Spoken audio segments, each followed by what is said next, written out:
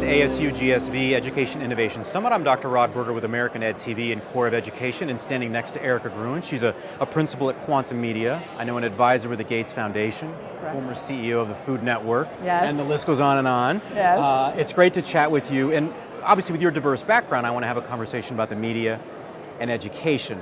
Now, off camera, we were talking a little bit about Michael Moe, obviously GSV Advisors. He had a webinar recently about, Hollywood meets Harvard, and how so many education companies are turning in or looking a lot like media companies. What is your take on that? Well, actually, there's going to be a session here at the summit, also called Hollywood Meets Harvard, I think on Wednesday afternoon. I have made most of my career in the media and entertainment industries, although I started out in life as a teacher, and I'm also an educational psychologist by academic training. And when I got into the television business, it was to help start the first television network for the arts, which was called Bravo.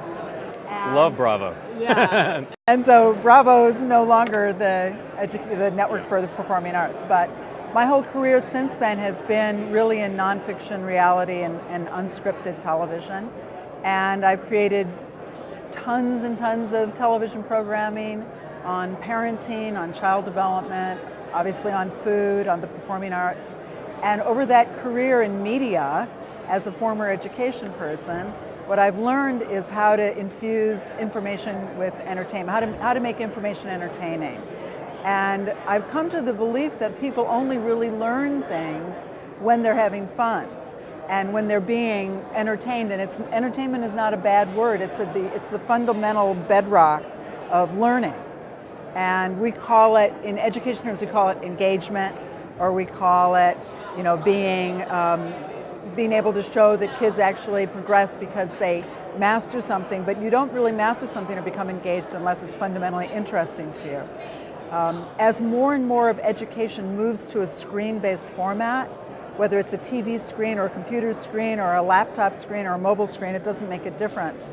But there's something fundamental about the screen experience when you're learning that makes you want to lean in.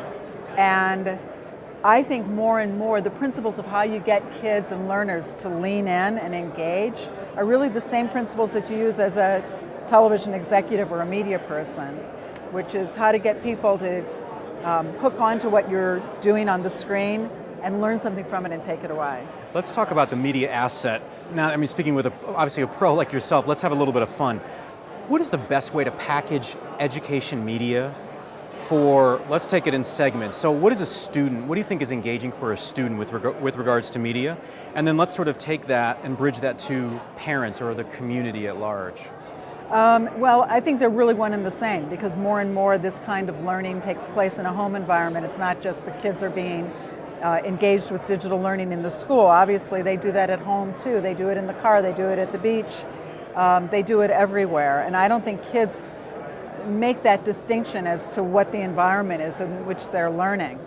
But I think that it's a really interesting and provocative question. What is it that makes education entertaining and engaging in a screen environment? I don't think we really know, and I think a lot of people are trying to figure out how to crack that code.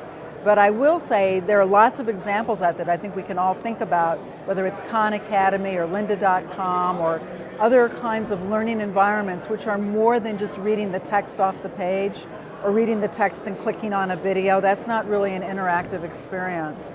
I think we all know it when we see it, what is engaging and what's entertaining.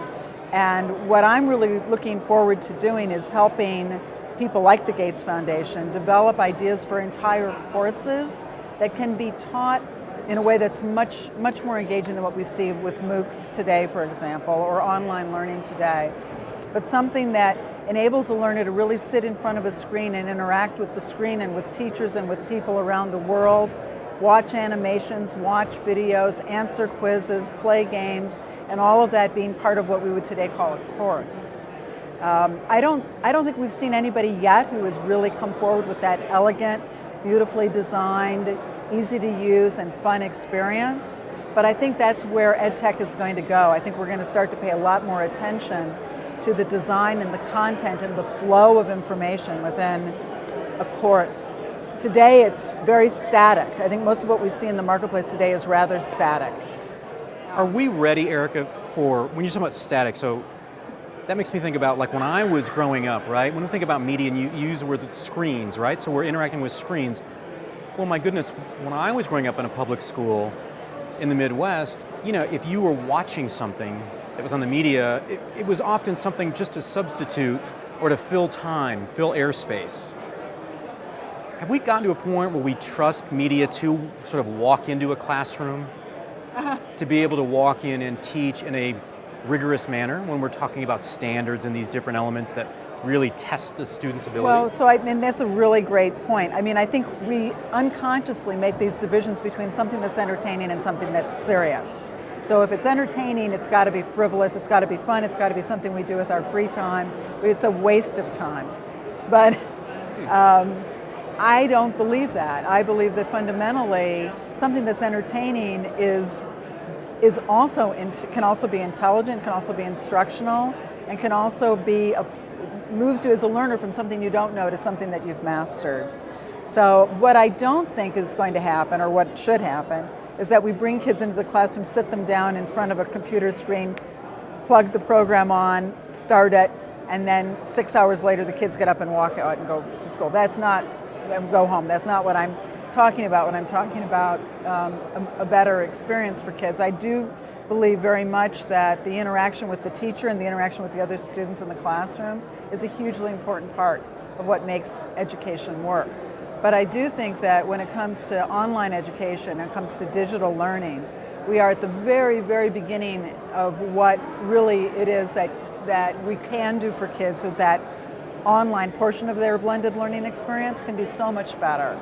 And I think we, meaning adults, teachers, parents, we have to get over this idea that as I said, if it's fun, it's frivolous. If it's fun, it's good.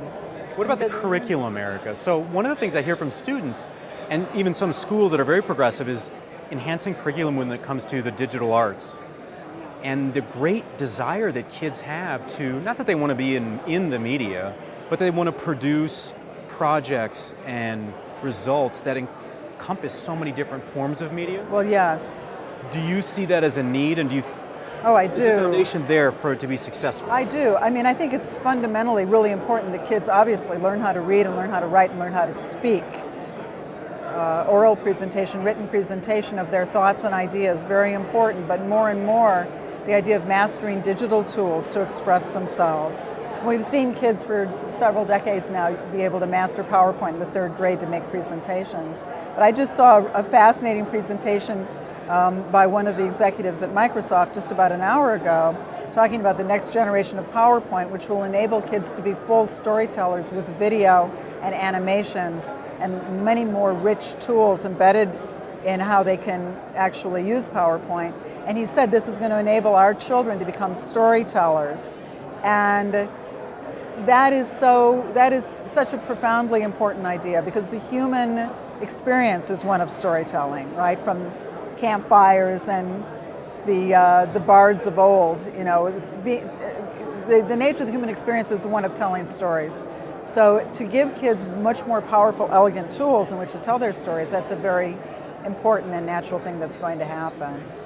Erica, let's close with this. Let's learn a little about your experience in education. Of course, your professional resume is very interesting and very diverse when we talk about education and media. Who was it as a teacher that inspired you? Who was the storyteller that really sort of gave you permission or laid out a path maybe to say, Erica, you can do so many things? It'd be great to know who that teacher is that was in your life that made a difference. I think I was very fortunate to have a lot of great teachers. My parents, of course, a piano teacher that I had as a child who inspired me creatively. Music is a big part of my life, and I still make music today. I've had a wonderful poetry teacher in college. I think a large part of what makes me who I am is the ability that I have to express myself creatively as a business person and create businesses around creativity and creative ideas. So I think the teachers that have inspired me the most are the ones who that I caught fire from myself as a creative person. And the liberal arts, right? Yes. Which we hear so many things about. Very much. Peel that away. No, that is so valuable. Absolutely the wrong thing to do. I mean, people need to In order to come up with great business ideas, you have to connect with other human beings, right? You have to understand what motivates them. You have to understand what makes them happy and sad and upset and angry and what drives them to want to succeed and master things. And how do you learn about other people? You learn about that through the liberal arts. You learn that through the study of philosophy and psychology and history. So if we come to the idea that our colleges are only to be trade schools to teach us to get a job, we can't train people to be successful in business that way. They have to know how to motivate other human beings. I believe that. Well, keep doing what you're doing. I love the combination of the liberal arts, which I'm a big fan and proponent of. It's been a pleasure to talk with you. Enjoy the conference, Erica. Thank you. We want to thank Erica Gruen, a principal at Quantum Media and an advisor for the Gates Foundation. I'm Dr. Rod Berger with the Corps of Education and American Ed TV, because education matters.